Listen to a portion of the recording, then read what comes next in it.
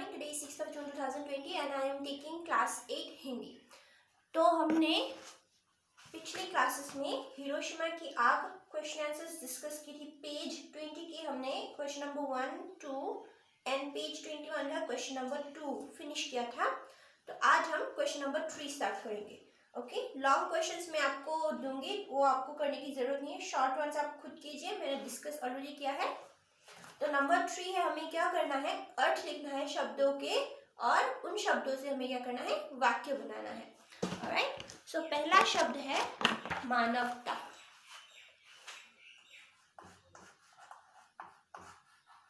मानवता यानी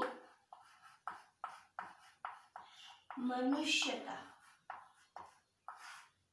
ओके, ये है अर्थ. अब हम वाक्य लिखेंगे. वाक्य अगर आपको आता है आप खुद बनाइएगा, मैं आपको एग्जाम्पल के तौर पर दे रही हूँ. आपको ये जरूरी नहीं कि आपको यही लिखना है. ओके, इसके अलावा अगर द मीनिंग इज करेक्ट मैं आपको फुल मार्क्स दूंगी. तो मानवता के नाते हमें एक दूसरे की सहायता करनी चाहिए. सो मानवता से हम ये वाक्य ऐसे भी बना सकते हैं. मीनिंग से आपको वाक्य नहीं बनाना है, आपको शब्द से वाक्य बनाना है. आपको मीनिंग लिखना है यहाँ पर. ओके, सो आप ये एग्जाम्पल, ये सेंटेंस एग्जाम्पल के तौर पर लिख सकते हैं. और अगर इसके अलावा आपको कुछ और आता है तो आप वो भी लिख सकते हैं. If the meaning is correct मैं उसे कट नहीं करूंगी. Okay, then the next one is प्रलयंकारी.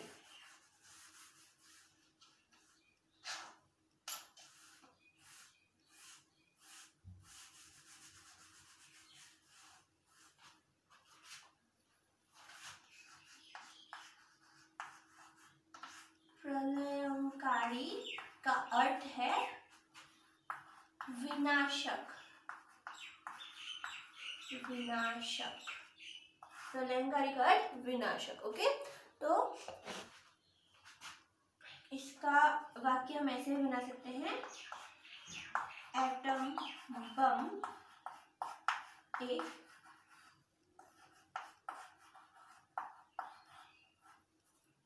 प्रलयंकारी विस्फोटक.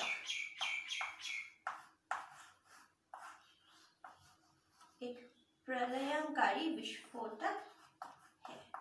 ओके, इसके बाद आता है भयंकर. भयंकर का अर्थ है डरावना.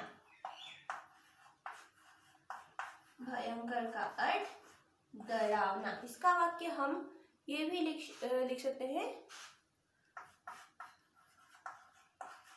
हिरोशिमा में भयंकर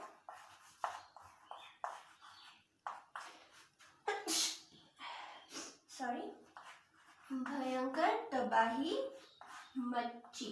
हिरोशिमा में भयंकर तबाही मची.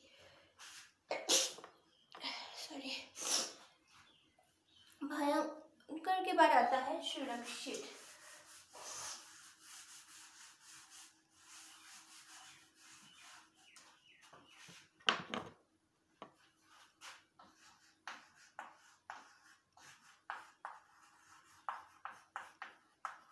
सुरक्षित यानी सुरक्षा की गई, सेफ.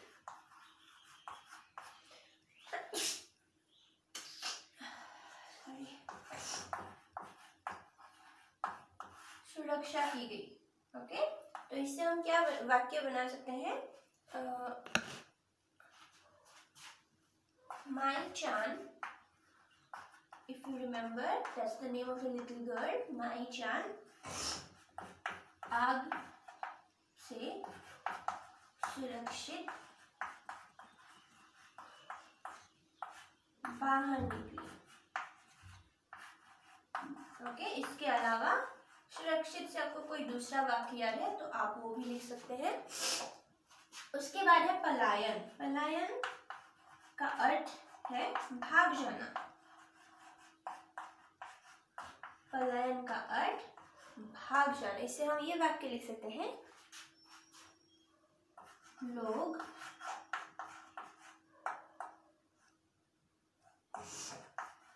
डर के मारे पलायन करने लगे। पलायन करने लगे। ओके, पलायन से, पलायन का अर्थ भाग जाना और इससे हम ये लिख सकते हैं लोग डर के मारे पलायन करने लगे। ऑलराइट, तो ये थे वाक्य बनाना। फिर हम जाएंगे नंबर 4।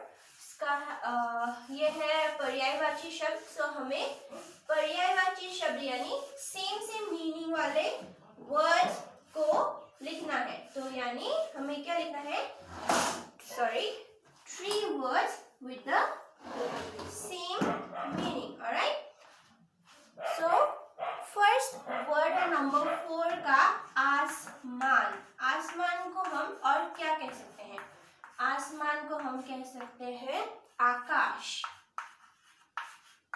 इसे हम गगन भी कह सकते हैं और इसे हम कह सकते हैं व्योम। व्योम, आकाश, गगन, व्योम। उसके बाद आसमान के बाद हमारे पास है सूरज। सूरज को हम क्या कहते हैं, सूर्य। सूरज का पर्यायवाची सूर्य। उसके बाद हम इसे कह सकते हैं भानु। सूर्य को हम, सूरज को सूर्य, भानु और दिवाकर। दिवाकर ये है पर्यायवाची शब्द।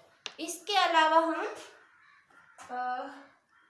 इसे दिनाकर भी कहते हैं। ओके, उसके बाद है खुशी। खुशी का पर्यायवाची शब्द होगा